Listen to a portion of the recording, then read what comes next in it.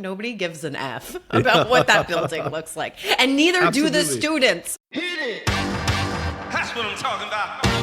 Wait. Okay, now, from the beginning. Hit it, boys. Welcome to Higher Ed Pulse, your no-fluff guide to artificial intelligence in higher ed. I'm Mallory Willsea, bringing nearly 20 years of edtech and marketing expertise straight to your earbuds. Higher ed leaders are expected to master AI overnight, but let's be real, no one has time to sift through every headline, hot take, or research report. That's why every Monday, I'll break down what actually matters. Fast, clear, and to the point. Want to sound like the smartest person in the room at your next team meeting? You're in the right place. Let's dive in. Welcome back to Higher Ed Pulse. Today's episode is about the moment a student decides how they feel about your institution before they've ever read a single word. Because by the time your value proposition shows up, the decision's probably already in motion. Today, I'm joined by Rafi, a strategist who helps institutions turn ambition into measurable engagement. His work is grounded in immersive research, real stakeholder dialogue, and the discipline of aligning what institutions say with what actually moves people to act. He's led work across marketing, communications, and advancement for colleges, universities, and mission-driven brands, and he brings a sharp point of view on why most institutional messaging doesn't land. Rafi, welcome to the Pulse. Thank you so much, Mallory. It's such a pleasure to be here with you today. Oh, hey, and I mean, you are like moments away from a big vacation. So we are so lucky you're taking time out of your planning to come and chat with us. But like, where are you going and how excited are you? Well, I'm very excited. You know, I chose the non-faculty route in my career, so I don't get a sabbatical. But we are planning a family trip to France for 6 weeks. It's amazing. 6 weeks. Yes, we got a 2 and a 4-year-old, so it should be interesting. Where are you starting? Yeah, so we're starting in the south of France, in the Nice region. We're going to spend some time in Aix-en-Provence and make our way up to Paris. And, you know, we're going to do the whole Disney Paris thing. So that's fun. Can't wait. So excited. Oh my gosh. What a dream trip. And with the young ones too. Now, will there be any champagne houses in your travels? Yes. And we've already promised our 4-year-old 1 chocolate croissant per day. So we got to deliver on that. That's incredible. Oh my gosh. Well, I hope you have a wonderful time. I know we've talked about this in the past, but like I just had a wonderful trip to Paris last summer, and you know, just it kind of rewired my brain in what you know, like in Europe, and thinking about like how wonderful it is. And I'm like, I got to get back. So love this for you. But let's get into our topic today. Higher ed websites. A lot of times we are asking our audience for too much patience because a student lands on the site, they scan it, and they decide if it's worth their time. And that decision happens really quickly. The brain is processing images in milliseconds. Within, you know, a second or two, attention locks in on maybe an element and everything else just becomes background. This is the problem. Institutions are spending months writing messaging that assumes someone's going to actually slow down and read it. Meanwhile, the student has already formed a feeling based on what they saw, not on maybe what you've said. And that feeling sticks. Gen Z brings skepticism into this process. They question institutional language. They look for signals that feel real, the people, the moments, the proof that this place lives up to what it claims. And when those signals aren't there, they move on. No announcement, no second chance. So the schools that hold attention are doing something differently, and that is exactly what we are going to talk about today. So Rafi, let's start with the reality of how fast this is happening, because you've studied this, you've lived this, you've consulted with institutions around this. You know, that window is so tiny.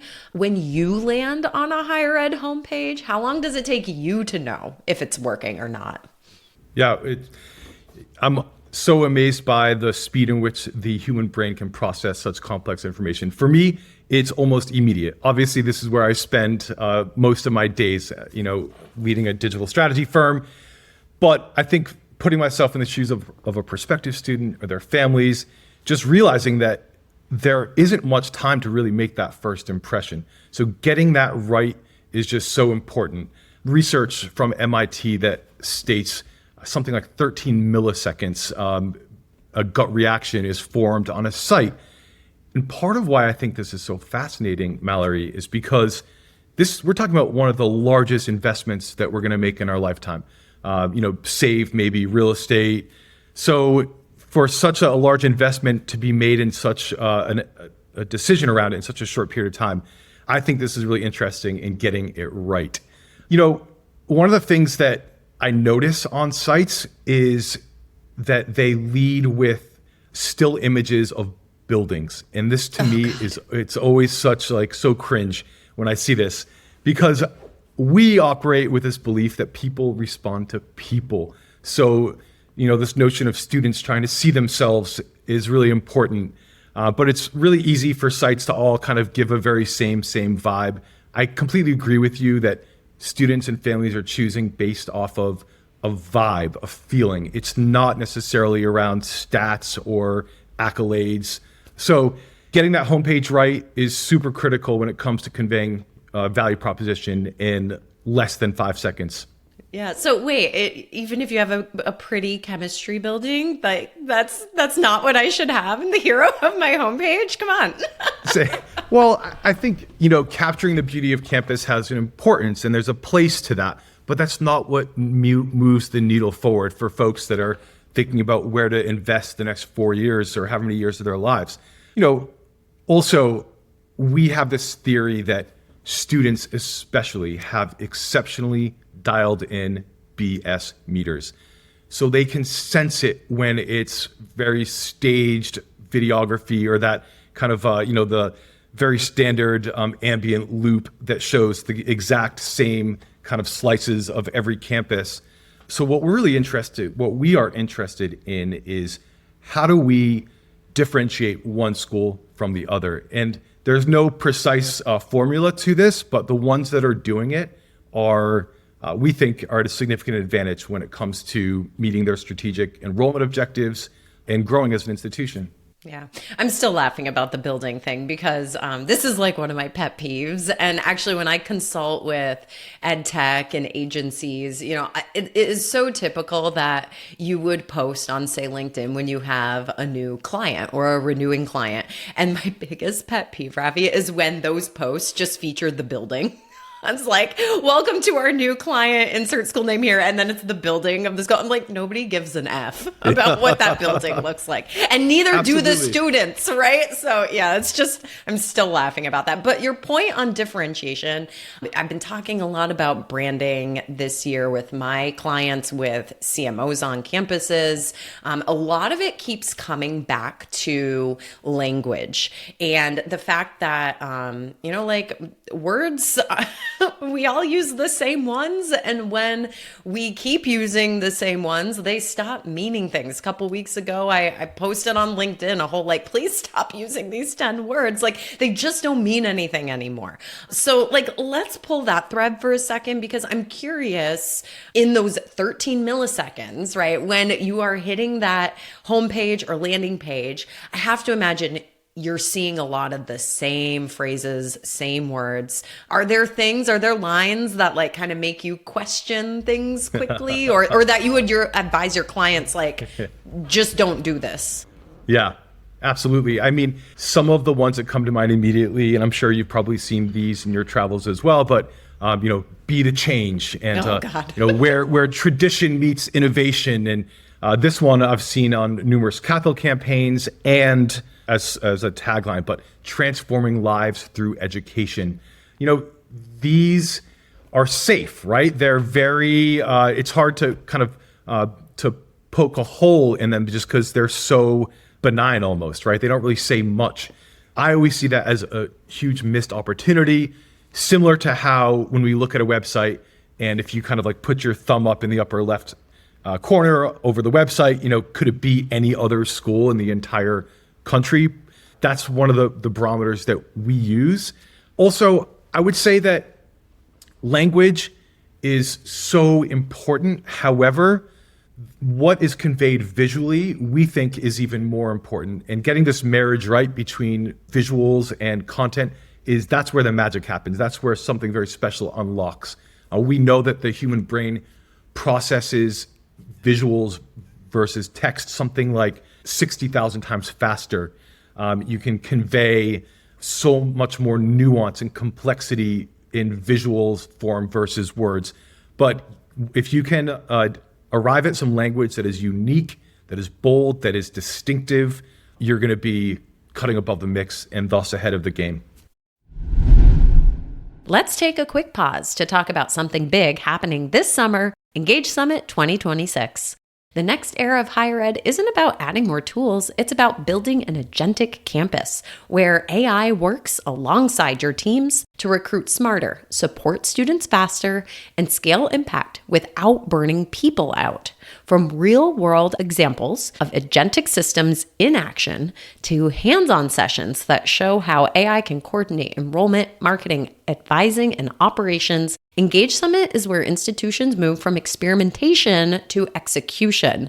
If you're ready to design a campus where AI doesn't just assist, but instead acts, learns, and drives real outcomes, then you'll want to be in Charlotte this summer, June 15th through the 17th. But it gets even better. As an Enrollify listener, you can grab your ticket for half off. Just head to engage.element451.com and use my code Mallory50 to apply the 50% off discount.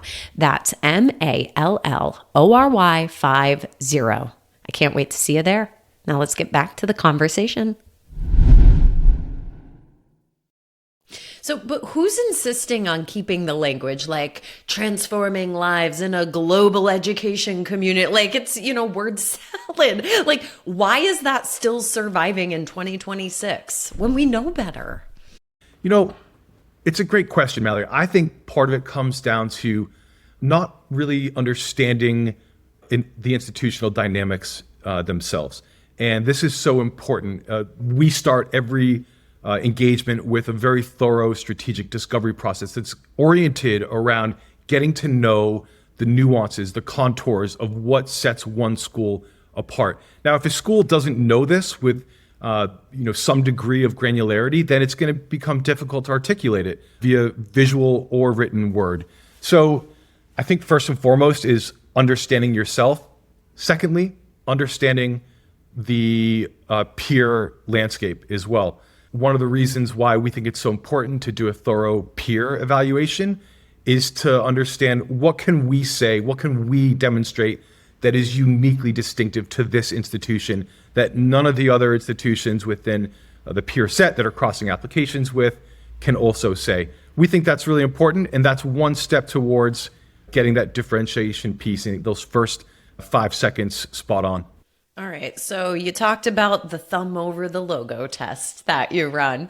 Tell me about a real homepage, and you don't need to, call the institution out unless you want to, but I don't know. But tell me about a real homepage that you've seen recently that just missed it completely, right? Completely failed the thumb test.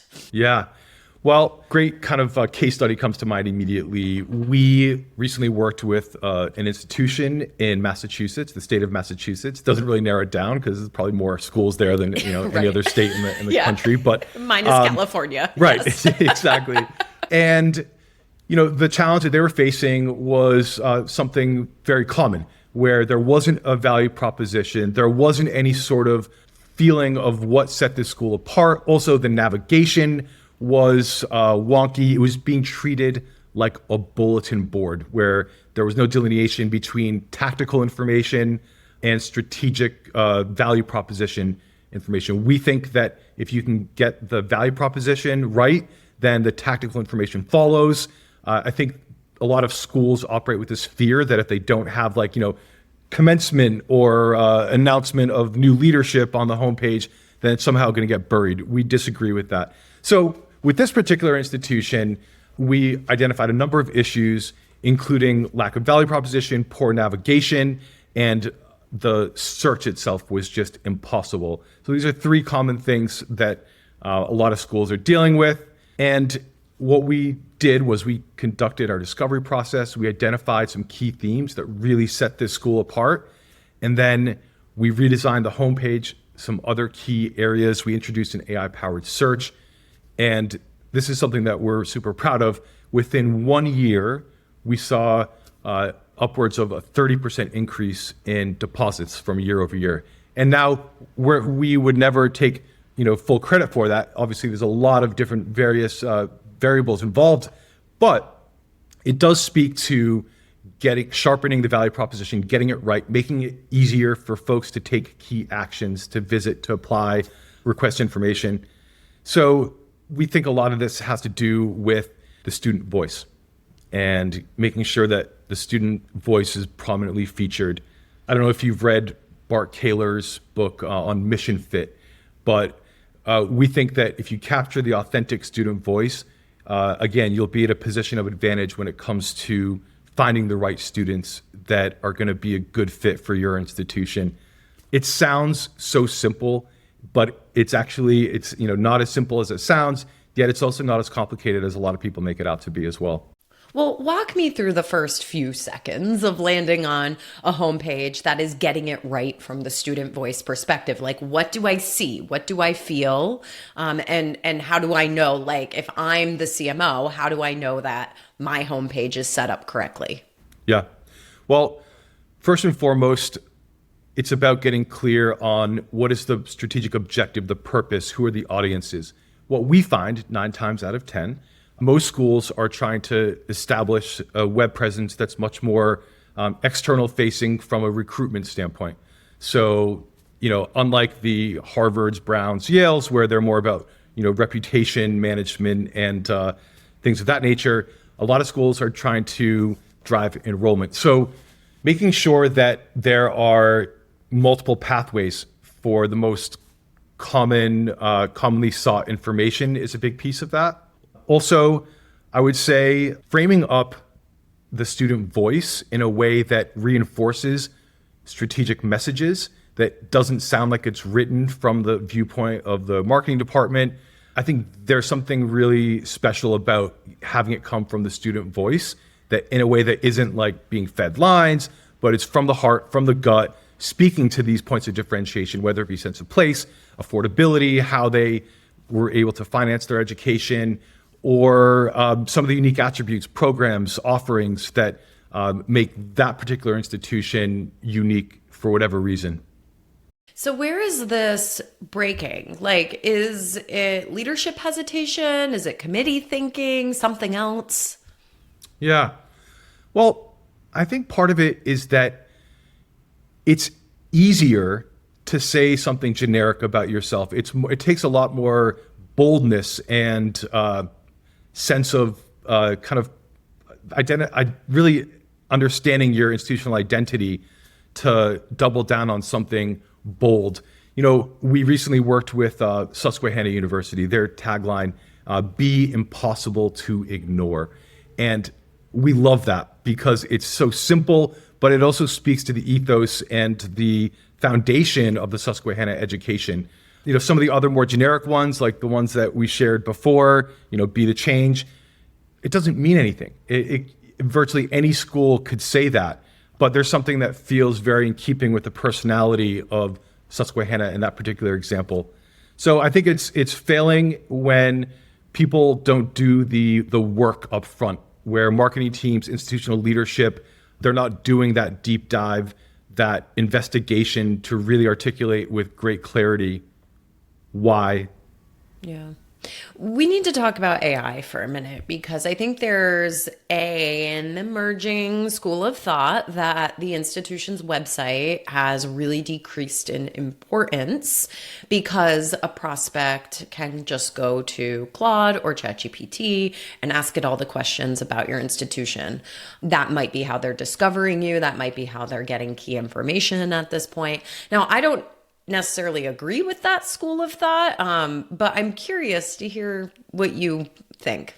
Yeah, well, no question about it. AI has already reframed how folks are getting information and researching schools. With that said, the purpose of the website, in our opinion, has not changed. It still remains the center of an institution's digital ecosystem.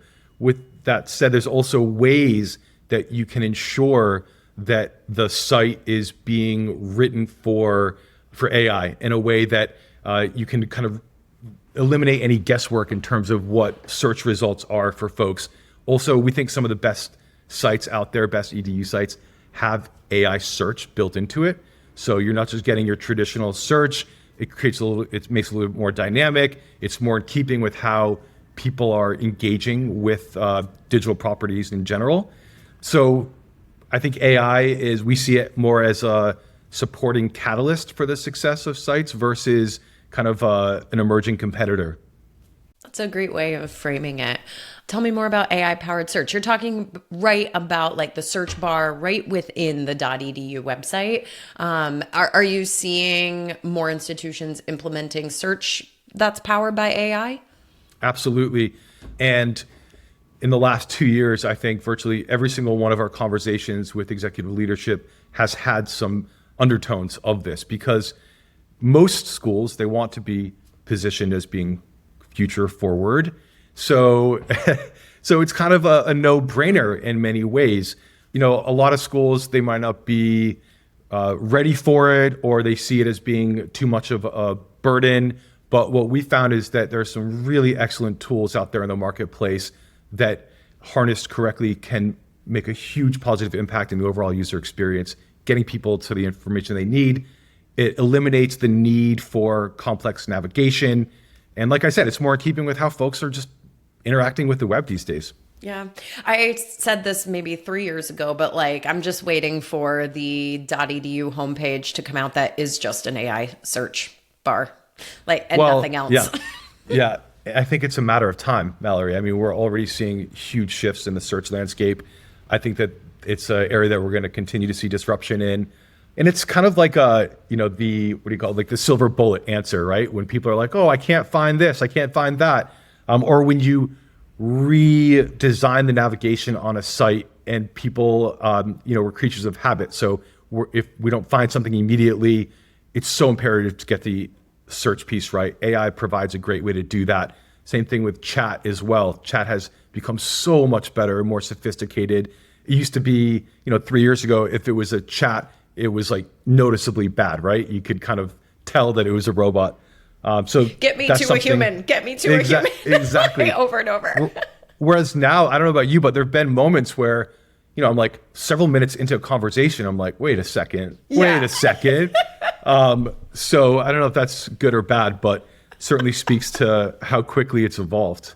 I had that experience with Verizon recently. I was calling in, and for the first 5 minutes, I was like, I literally don't know if I'm talking to a human or a robot. And for the record, it was a human. But it was a human. That's funny. Kind of sounded, yeah. Anyway, Rafi, let's close with something that people can act on quickly. If a CMO or a director of web is listening to this episode right now and goes to their homepage and pulls it up, what's the one thing that they should look at and, instantly know if they have a problem or if they're on the right track?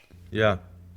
So we have this process we call the RDS method, and it's basically a really simple way to do a quick gut check on the success of any site. It revolves around looking at 4 different areas. Number 1, first impression. We talked about that 13 milliseconds and how important those first few seconds are. Does it give you a feeling of what it's actually like there, or is it a bulletin board with pictures of buildings?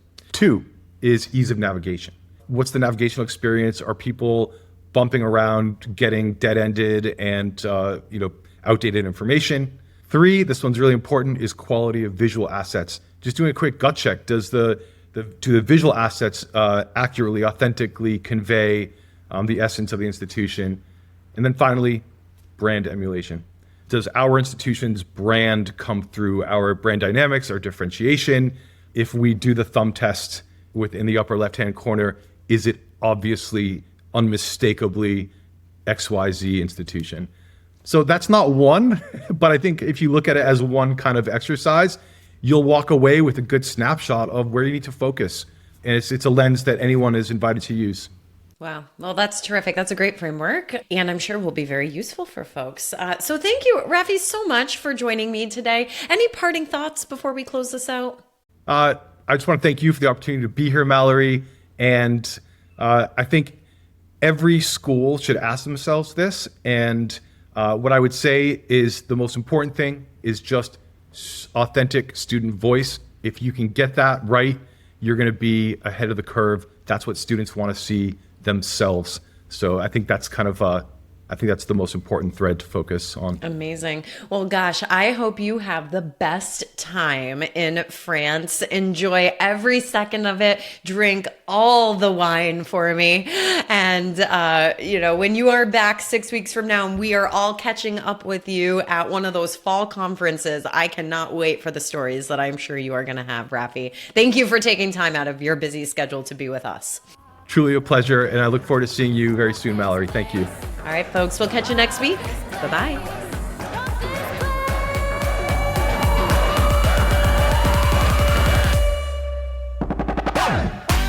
Thanks for listening to the Higher Ed Pulse. The show is a proud member of the Enrollify Network, home to Higher Ed's largest collection of podcasts. Enrollify is where higher ed goes to grow. So be sure to check out our other podcasts, webinars, video clips, blogs, and more.